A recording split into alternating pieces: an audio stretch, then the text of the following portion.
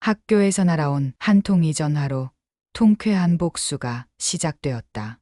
어머니, 지금 혹시 학교로 와주실 수 있으실까요? 점심 준비를 마치고 국을 데우려던 참이었다. 전화기 너머 선생님의 조심스러운 목소리에 순간 숨이 멎는 것 같았다. 무슨 일이죠? 따님이 오늘 학교에서 다른 아이와 다툼이 있었는데 상황이 좀 복잡합니다. 급하게 앞치마를 벗고 차키를 들었다. 가슴은 쿵쾅거리고 손은 덜덜 떨렸다. 우리 아이는 착하다.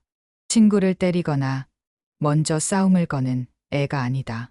그런 아이가 다툼을 했다는 건 뭔가 심각하다는 뜻이다. 학교 상담실에 도착하자 아이는 울고 있었고 담임 선생님 옆에 앉아 있었다. 그리고 그 반대편에 앉은 여자아이, 그리고 그 아이의 어머니, 그 어머니를 본 순간 나는 심장이 철렁 내려앉았다. 그 얼굴, 주름이 늘고 헤어스타일이 바뀌고 살이 빠졌지만 나는 단번에 알아봤다. 30년 전 학교 점심시간마다 내 도시락을 엎고 급식실에서 김치 국물을 내 머리에 붓고 교실 뒷문에 날 가두고 웃던 그 아이. 고등학교 2학년. 김선희. 그 여자가 지금 내 딸의 친구 엄마였다. 그리고 그 딸이 내 딸을 괴롭힌다는 말을 들었다. 가슴이 식은 땀이 나도록 떨렸지만 난 아무 말도 하지 않았다.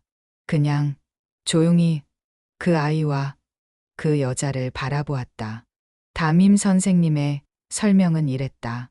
학기 초부터 우리 아이가 학교에서 지속적으로 따돌림을 당했다는 것이다.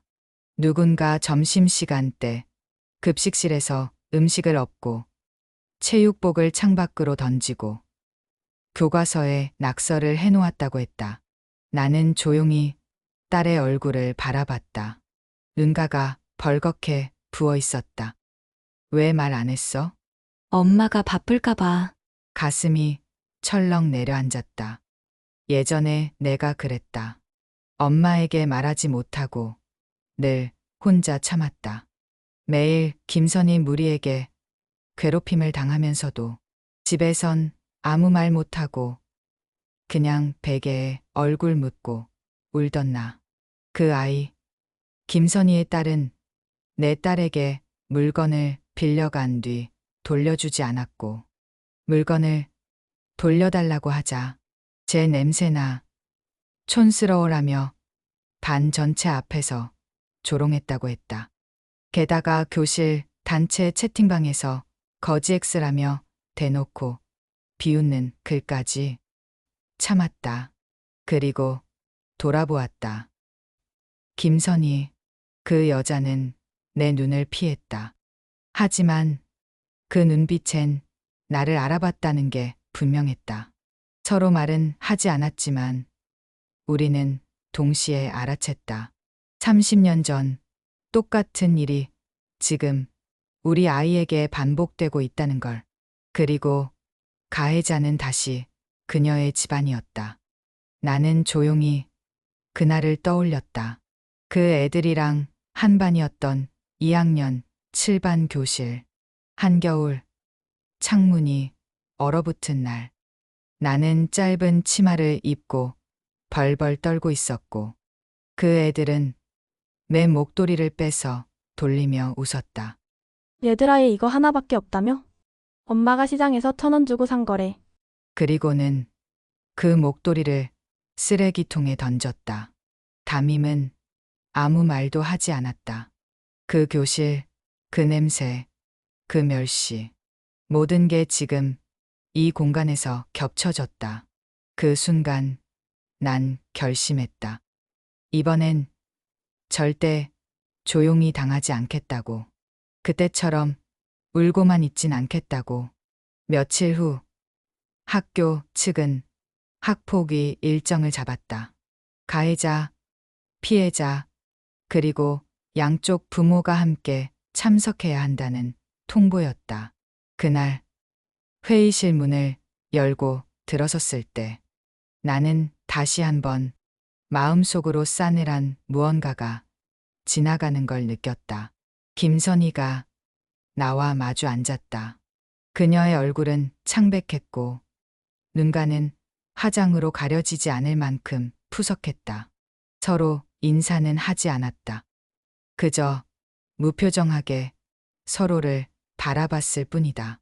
위원회는 사건 내용을 하나씩 설명했다. CCTV, 단톡방 캡처, 목격자, 진술까지 명백했다. 김선희의 딸이 내 딸에게 했던 모든 짓은 30년 전 그 애가 내게 했던 그것과 똑같았다. 가해 학생 보호자 의견 있으십니까? 담담하게 묻는 위원장의 말에 김선희는 떨리는 목소리로 말했다. 잘못했습니다. 딸에게 그렇게 가르친 적 없는데 저도 충격입니다. 나는 그제야 입을 열었다. 충격이요? 나는 조용히 그러나 또렷한 목소리로 말했다. 당신도 그랬잖아요. 학교 다닐 때 나한테 김치 국물 부은 거 기억 안 나요? 김선희의 눈이 크게 흔들렸다. 그러곤 아무 말도 하지 못했다.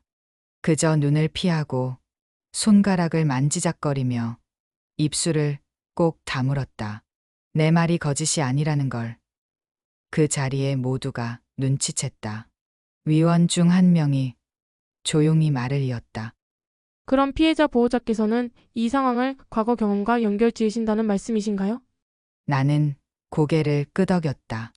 그 아이, 김선희 씨 딸이 제 아이를 괴롭힌 방식이 너무나도 똑같았습니다.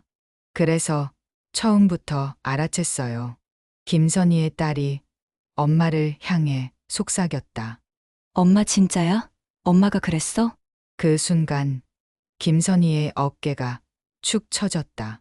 마치 무너지는 벽처럼. 미안해. 그녀는 작게 말했다. 그리고 나를 향해 고개를 들었다. 정화야, 나 기억해. 그리고 미안해. 그때 너무 못됐었어. 나는 한참을 그녀의 눈을 바라보다 조용히 입을 열었다. 나는 평생 너를 잊지 않았어. 내가 내 도시락을 발로 찼던 날도, 머리카락을 잡아당기고 사진을 찍던 날도, 나는 그걸 잊고 싶어도 잊을 수 없었어. 회의실 안은 숨소리 하나 없이 고요했다. 마치 시간이 멈춘 것처럼. 그 순간 담임교사가 나지막이 말했다. 그동안 나영이가 받은 상처는 학교도 책임져야 합니다. 부모로서 교육자로서 진심으로 사과드립니다. 나는 고개를 끄덕이며 말했다. 지금부터라도 달라지면 됩니다. 하지만 제 아이가 받은 상처는 그 아이의 몫입니다. 평생 잊지 못할지도 몰라요. 위원장은 숙연한 목소리로 말을 맺었다. 이 사안에 대한 징계 절차는 별도로 진행하겠습니다. 양측 모두 감정이 격해질 수 있는 자리였지만 서로의 진심이 조금씩 전해졌다고 믿습니다. 회의는 그렇게 마무리되었다. 나는 내 딸 나영이의 손을 꼭 잡고 일어섰다. 뒤를 돌아보지 않고 복도 끝까지 걸어 나왔다. 하지만 문을 나서기 직전 등 뒤에서 김선희의 목소리가 들려왔다. 정화야, 나는 멈췄지만 돌아보진 않았다. 그땐 진짜 몰랐어. 그게 그렇게 큰 상처일 줄. 이제 와서 미안하다는 말밖에 못해서 너무 미안해. 그 말에 나는 천천히 돌아섰다. 그녀는 눈물을 머금고 있었다. 화장은 번지고 입술은 말라 있었고 30년 전 교실에서 날 비웃던 그 모습은 사라지고 없었다. 그런 말 듣고 싶었어. 나는 조용히 말했다. 그때는 아무도 미안하다고 안 했거든. 그녀는 고개를 끄덕이며 아무 말 없이 복도로 사라졌다. 이번엔 내가 그 뒷모습을 바라봤다.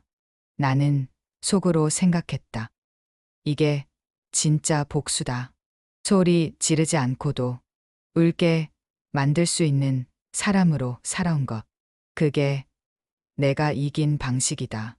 딸이 내 옆에서 조용히 물었다. 엄마, 아까 그 사람은 누구야? 나는 잠시 망설이다가 대답했다. 엄마한테 예전에 아주 나쁘게 굴었던 친구야. 그런데 왜 화 안 냈어? 나는 웃으며 말했다. 이제는 그런 사람이랑 똑같은 사람이 되고 싶지 않거든. 엄마는 그냥 더 멋진 사람이 되고 싶었어. 아이의 눈빛이 반짝였다. 그 순간 나는 진짜 복수가 완성되었다고 느꼈다. 며칠 뒤 학교에서 진로 특강을 연다는 소식이 들려왔다.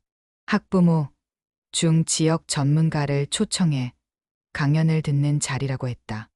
그리고 나는 그 강연에 초대받았다. 이정화 소장 심리상담센터 운영, 학교폭력 트라우마 전문 상담가. 그 소식을 들었을 때 가장 먼저 떠오른 건 김선희의 표정이었다. 그날 회의실에서 고개를 들지 못했던 그 얼굴. 이번엔 그녀가 무대 아래에서 나를 보게 될 차례였다. 강연 당일 학부모 100여 명이 체육관에 모였다. 나는 평소처럼 블랙 셔츠에 단정한 정장을 입고 연단에 올랐다. 그리고 그곳에 나는 그녀가 앉아 있는 걸 봤다.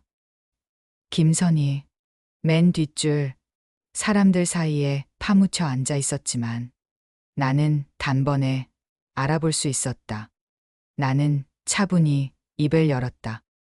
안녕하세요. 저는 심리상담센터를 운영하고 있는 이정화입니다. 오늘은 상처를 기억하는 법에 대해 이야기해 보려 합니다. 사람들이 집중하기 시작했다. 나는 그들을 바라보며 천천히 말문을 열었다. 저는 어릴 때 학교에서 심한 괴롭힘을 당했습니다. 그 기억은 시간이 지나도 잊히지 않더군요. 사람들의 눈빛이 바뀌기 시작했다. 교실에서 김치 국물이 제 머리 위로 쏟아졌고 제 도시락은 매일 엎어졌습니다. 교복이 찢어지고 칠판엔 낙서가 가득했죠. 그리고 아무도 도와주지 않았습니다. 나는 고개를 들고 말했다. 그 일이 30년 전이었습니다. 관중석이 술렁이기 시작했다. 김선희는 고개를 푹 숙인 채 한 번도 나를 올려다보지 않았다.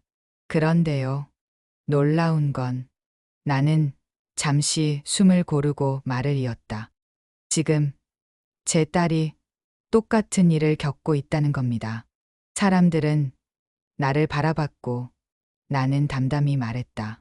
그 아이의 가해자는 우연히도 저를 괴롭혔던 아이의 딸이었습니다. 탄성이 터져 나왔다. 일부는 수근거렸고 어떤 이는 눈을 크게 떴다. 나는 조용히 말을 이었다.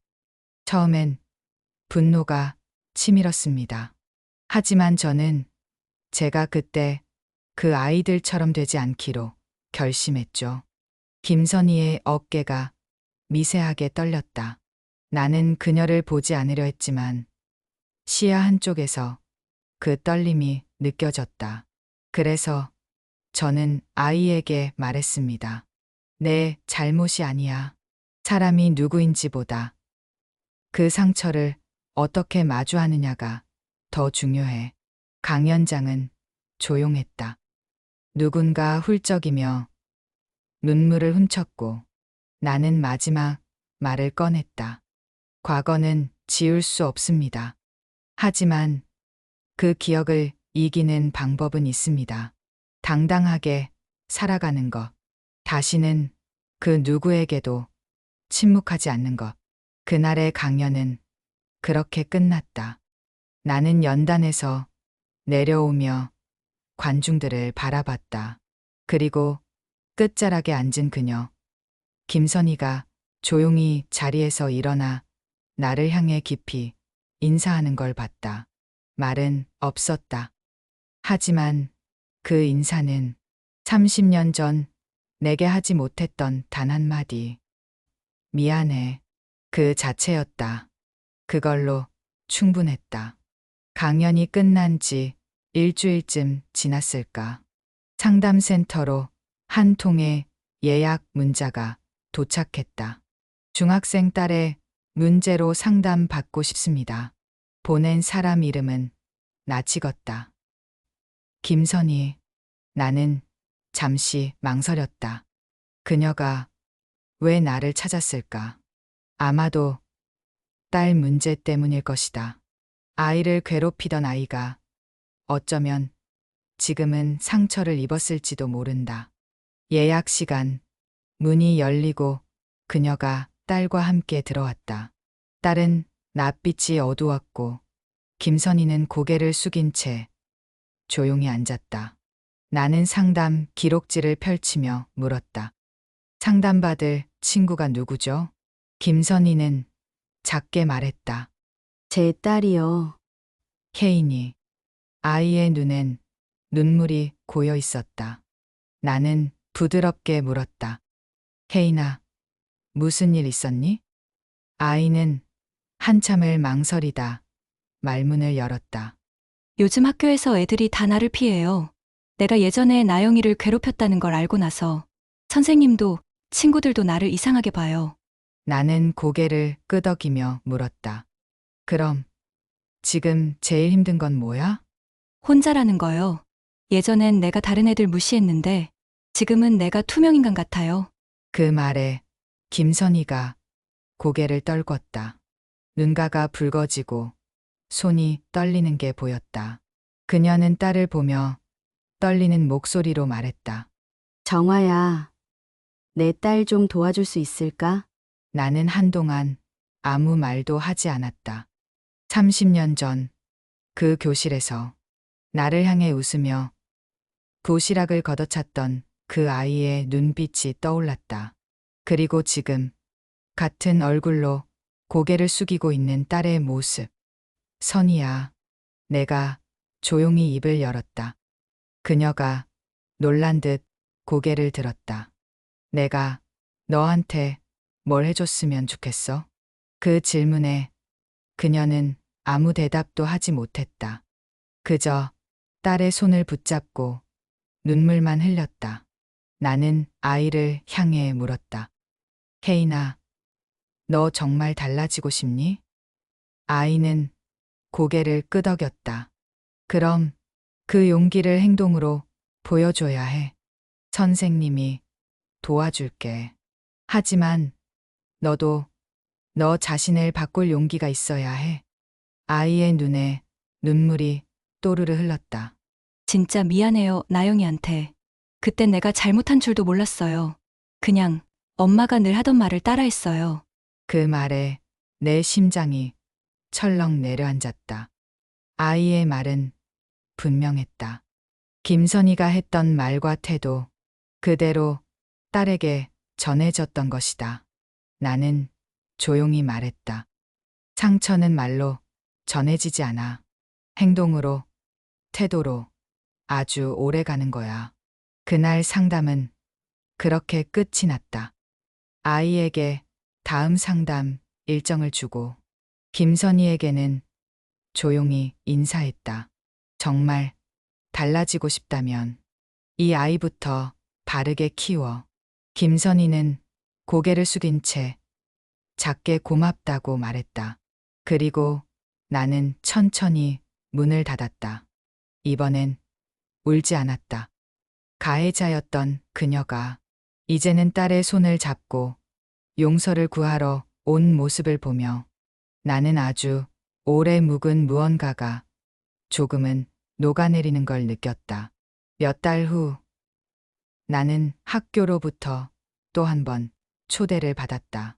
이번엔 학부모 진로 멘토링 프로그램의 패널로 참석해달라는 요청이었다.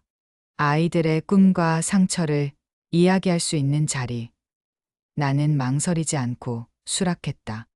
그날 체육관엔 전교생과 학부모들이 모였다. 앞자리에 학생들이 앉고 뒤편에는 부모들이 둘러앉았다. 그중 한 자리에 또 그녀가 있었다. 김선희. 이번엔 딸이 아닌 혼자였다. 나는 단상에 앉아 다른 패널들과 인사를 나눈 후 내 차례가 되자 조용히 마이크를 들었다. 안녕하세요. 저는 심리상담가 이정화입니다. 오늘은 여러분께 아주 오래전 제 이야기 하나를 들려드리고 싶어요. 학생들은 조용히 귀를 기울였다. 나는 아이들의 눈을 바라보며 말했다. 여러분 중에도 혹시 누군가로부터 상처를 받은 친구가 있나요? 혹은 누군가에게 상처를 준 적은요? 아이들 사이에서 작은 움직임이 일었다. 나는 말을 이었다. 저는 고등학생 시절 괴롭힘을 당했습니다. 지독하게 외롭고 무서운 날들의 연속이었죠.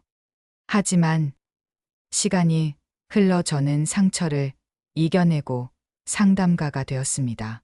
그리고 지금 누군가의 상처를 듣고 함께 울어주는 사람이 되었어요. 아이들의 표정이 변했다. 나는 미소를 지으며 말을 맺었다. 여러분은 가해자도 피해자도 될 수 있어요. 하지만 어떤 선택을 하든 그건 평생 여러분 안에 남습니다. 그 순간 강당 맨 뒷자리에 앉아있던 김선희가 조용히 고개를 들었다. 우리의 눈이 마주쳤고 나는 살짝 고개를 끄덕였다. 그녀도 아주 미세하게 고개를 숙였다. 말은 없었지만 그 짧은 교감은 깊었다. 강연이 끝나고 몇몇 아이들이 나에게 다가와 말했다. 선생님, 저도 친구랑 사이 안 좋았는데 먼저 사과하고 싶어요. 저도 누군가에게 상처 줬던 것 같아요. 고맙습니다. 나는 그 아이들의 눈을 바라보며 말했다. 지금 그 생각이 들었다면 여러분은 이미 좋은 사람입니다. 행사가 끝나고 나가는 길, 김선희가 조용히 내게 다가왔다. 예전처럼 자신감 넘치던 얼굴은 아니었지만 지금의 그녀는 진심으로 변하려고 노력하는 누군가의 엄마처럼 보였다. 정화야, 오늘 정말 좋았어. 나는 미소 지었다. 혜인이는 요즘 어때? 그녀는 작게 웃으며 말했다. 많이 달라졌어. 예전보다 훨씬 밝아졌고, 지금은 학교에서 친구도 생겼대. 나는 고개를 끄덕이며 대답했다. 그럼 됐어. 그 아이가 변했다면 너도 변한 거야. 그녀는 눈가가 붉어지며 말했다. 고마워. 나 같으면 날 용서 안 했을 텐데. 넌 결국 날 이긴 것 같아. 나는 조용히 답했다. 난 널 이기려 한 적 없어. 그냥 내 아이 앞에서 당당한 사람이 되고 싶었을 뿐이야. 그녀는 잠시 말을 잇지 못했다가 조용히 말했다. 그래도 나 정말 부러워. 너처럼 사는 삶이 나도 언젠간 될 수 있을까? 나는 미소 지었다. 늦은 건 없어. 지금부터라도 시작하면 돼. 그날 밤 딸이 방에 들어와 조심스럽게 물었다. 엄마 김선희 아주머니가 요즘 왜 자꾸 찾아와? 나는 살짝 웃으며 대답했다. 그냥 옛날 친구야. 아주 오래전 일 때문에 말할 게 좀 있었던 거지. 딸은 한참을 망설이다 조용히 말했다. 나 처음엔 걔가 그렇게 괴롭힐 줄 몰랐어. 같은 반이고 그냥 장난치나 보다 생각했거든. 근데 그게 아니었더라. 나는 딸의 눈을 바라봤다. 그럼 너는 그 상황에서 어떻게 했어? 그냥 참았어. 근데 엄마가 나 대신 나서줬잖아. 그게 정말 고마웠어. 나는 아이의 손을 잡았다. 미안해. 엄마가 더 빨리 알아차리지 못해서. 딸은 고개를 저으며 말했다. 아니야. 엄마처럼 나를 위해 목소리 내줄 사람이 있다는 게 그게 제일 든든했어. 그 말에 나는 가슴이 저릿했다. 아이를 위해 싸운 게 결국은 나 자신을 회복하는 길이었다는 걸. 그제야 깨달았다. 며칠 후 딸이 작은 종이 한 장을 내밀었다. 이거 학교에서 쓴 거야. 요즘 느낀 걸 적어보라고 해서. 나는 조용히 종이를 펼쳤다. 거기엔 또박또박 적힌 글씨가 있었다. 나는 이제 누군가가 괴롭힘을 당하면 가만히 있지 않을 거다. 나도 당해봤으니까 말 한마디가 얼마나 아픈지, 눈길 한 번이 얼마나 무거운지 알게 됐다. 그래서 나는 더 이상 침묵하지 않을 거다. 나는 입술을 꾹 다물었다. 그리고 아이를 꼭 안아주었다. 정말 자랑스럽다. 딸은 작게 웃었다. 엄마, 나중에 나도 누군가를 도와주는 사람이 될 수 있을까? 나는 대답했다. 이미 되고 있어. 너처럼 누군가의 마음을 생각할 줄 아는 사람이면 어떤 자리에서도 빛날 수 있어. 우리는 함께 저녁을 먹고 소파에 앉아 귤을 까먹으며 웃었다.